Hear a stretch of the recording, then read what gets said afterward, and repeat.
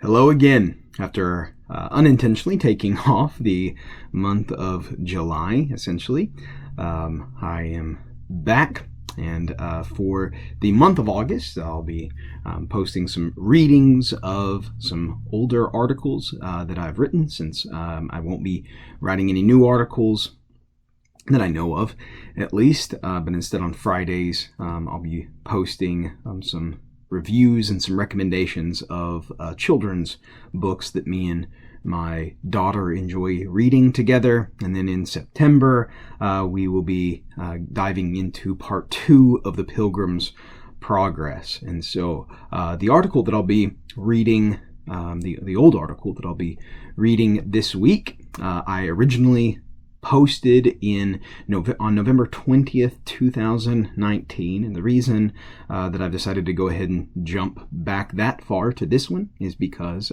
last week, the New York Times published an opinion piece that was, at least, they published it as a taste for cannibalism. I think they changed the title, and I don't remember what they changed it to. And so, in light of that, this is an article that I wrote back in November 20th, 2019, titled Dreams, Cannibalism, and the Danger of Normative Morality.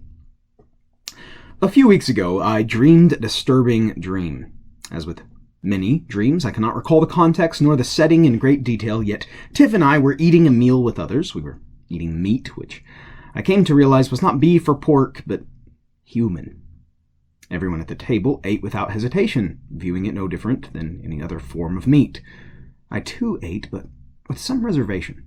Deeply embedded within me, I sensed that something was wrong, that something was erroneous here. And as I debated, still eating, whether I should ask Tiff later if she felt the same, I awoke. Needless to say, awaking from some sort of dream doesn't exactly begin the day on a cheerful foot. Should I take a Freudian stance and fear that I have hidden desires of cannibalism? Or is there a deeper message behind my dream? Or was it really just a weird one? No, I don't think that my dream was anything more than a mere dream, but even still, it caused me to consider something about the nature of sin. You see, without Christ, we are all dead in our sins, at enmity with God and objects of his wrath. Paul clearly teaches us those things. This inevitably means that our conscience is deadened to some degree as well. Now, by God's grace, his moral law can be found within the conscience of every human being. However, without being renewed by Christ, the conscience is flawed at the very best. Its purpose is to point us toward a deeper reality, toward a perfect lawgiver. It cannot provide the fullness of revelation provided through the Scriptures, nor was it meant to. You see, our conscience is deadened, therefore, to greater or lesser degrees. We sin, and we justify our sin.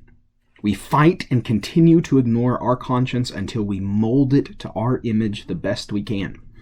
From the moment that Adam and Eve first chose to disobey God, we humans have actively tried to convince ourselves that morality is a social construct. Today's moral arbiters are self and society, whereas the ancients had gods. Now, those gods, however, were made by human hands, and so thus, in a sense, they came from the same source.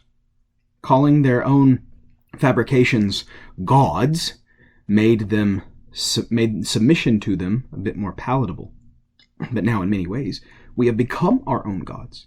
The reality behind the false religion of the ancient world has now simply taken off its mask and embraced the truth. We are the masters of our own fate. By convincing ourselves that self and society give definition to morality, we equip ourselves with aesthetics powerful enough to numb our conscience. With repeated use, the process only grows easier. The guilt of sin is silenced because we have replaced one morality with another. We convince ourselves that our divinely embedded sense of good and evil is obsolete and that new updates needed to be regularly installed. Such is the danger of assuming a normative morality. It makes us into those who call evil good and good evil, who put darkness for light and light for darkness, who put bitter for sweet and sweet for bitter. Isaiah chapter 5, verse 20. My dream was unnerving because of its plausibility. No, I don't fear that cannibalism will be considered normative in the near or even distant future, but given time and the right advocacy, it could. Human and even child sacrifices were once considered morally upright practices. And of course, we still continue child sacrifice before the gods of self in the form of abortion. You see, when we detach ourselves from God's natural revelation through our conscience, and especially from His special revelation, that is, His Word, we not only become capable of any sin, but we become masters of promoting our sin as being morally upright. Any evil can be justified when we elevate ourselves into the arbiters of morality.